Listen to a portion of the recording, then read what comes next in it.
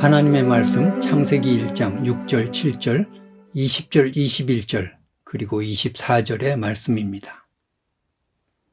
하나님이 이르시되 물 가운데 궁창이 있어 물과 물로 나뉘라 하시고 하나님이 궁창을 만드사 궁창 아래의 물과 궁창 위의 물로 나뉘게 하시니 그대로 되니라. 하나님이 이르시되 물들은 생물을 번성하게 하라. 땅 위 하늘의 궁창에는 새가 나르라 하시고 하나님이 큰 바다 짐승들과 물에서 번성하여 움직이는 모든 생물을 그 종류대로 날개 있는 모든 새를 그 종류대로 창조하시니 하나님이 보시기에 좋았더라. 24절입니다. 하나님이 이르시되 땅은 생물을 그 종류대로 내되 가축과 기는 것과 땅의 짐승을 종류대로 내라 하시니 그대로 되니라. 하나님께서 다섯째 날 하늘의 새와 바다의 물고기를 창조하셨습니다.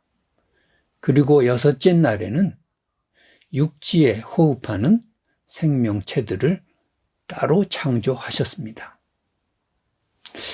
똑같은 동물이니까 다섯째 날에 하나님께서 새와 물고기와 육지의 동물들을 함께 창조하셨으면 좋지 않았을까? 그리고 여섯째 날에는 가장 중요한 인간 창조만 따로 떼어서 창조하셨으면 이게 구분이 더 맞지 않을까? 그런 생각도 해봅니다.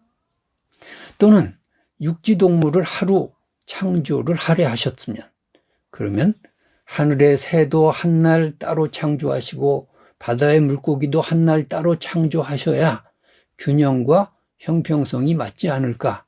그런 생각도 해봅니다. 여기서 우리는 놀라운 하나님의 창조의 설계와 계획을 읽어야 하겠습니다. 2절에 보면 하나님의 영이 수면 위에 운행하셨다. 그런 말씀이 나옵니다. 그러니까 창조의 시작은 물밖에 없었습니다. 이 물을 위아래로 수직적으로 나누니까 궁창, 즉 하늘이 생겼습니다. 그리고 좌우로 수평적으로 나누니까 육지와 바다가 구분되었습니다. 그러니까 궁창 위에도 물이 있고 궁창 아래도 물이 있다고 믿는 것입니다. 새라고 하는 창조물이 뭘까? 바로 궁창 위의 물 공간에 논이는 생명체들입니다. 그리고 바다의 물고기는 뭘까요? 궁창 아래의 물의 공간에 논이는 생명체들입니다. 하나님은 이것을 하루에 창조하셨습니다. 그러니까 다섯째 날의 창조는 윗물과 아랫물 사이에 논이는 그 공간에 논이는 생명체들의 창조의 날입니다. 그것을 만드신 다음에 하나님이 생육하고 번성하고 충만하라 이렇게 축복하시고요. 창조라는 단어를 특별하게 쓰셨습니다. 그리고 하나님 보시기에 좋았더라 이렇게 말씀하십니다. 그리고 여섯째 날에는 육지에서 호흡하는 생명체들을 창조하십니다. 짐승과 땅에 기는 것과 또 가축과 나중에 인간 창조까지 다 하신 다음에 하나님 보시기에 좋았더라. 생육하고 번성하고 땅에 충만하라. 그리고 창조라는 단어를 여기서 또 사용하십니다. 그러니까 하나님의 창조 사역은 크게 물의 공간의 창조 사역과 땅이라는 공간의 창조 사역으로 그렇게 나누어서 생각할 수 있습니다. 우리는 이것을 몰랐을 때는 새와 물고기가 왜 한꺼번에 나오면서 뒤죽박죽 돼 있나 이렇게 생각할 수도 있었습니다. 그러나 하나님의 창조의 이 사역은 얼마나 치밀하고 과학적이고 그리고 계획이 분명하고 설계가 분명한 창조였나 하는 것을 우리가 여기서 깨닫게 됩니다. 하나님은 아무렇게나 창조하시지 않습니다. 설계를 가지시고 창조하시고 설계대로 창조하시고 구분이 확실하였습니다.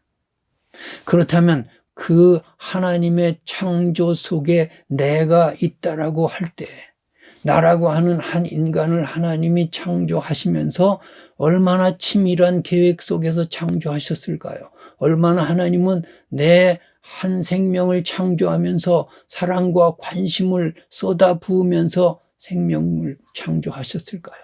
내 인생 설계를 하나님이 치밀하게 미리 계획하고 나를 이 땅에 태어나게 하지 않았을까? 그런 생각을 해야 하겠습니다. 나는 그냥 무작정 던져진 존재도 아니고 하나님의 무계획적으로 그냥 만드신 생명체가 아닙니다. 하나님의 치밀한 계획과 오랜 설계 속에서, 완벽한 설계 속에서 내가 만들어지고 이 땅에 나오고 삶을 부지해 가고 앞으로의 삶도 하나님의 그 예정하시고 계획된 그 삶 속에서, 인생 설계 속에서 내가 살아간다라고 하는 것을 우리가 깨달아야 하겠습니다. 오늘 하루 우리는 어떤 삶이 전개될지 모릅니다. 중요한 것은 하나님의 사랑과 관심과 계획이 내 인생 속에 충만하다고 하는 것을 깨달아야 하겠습니다.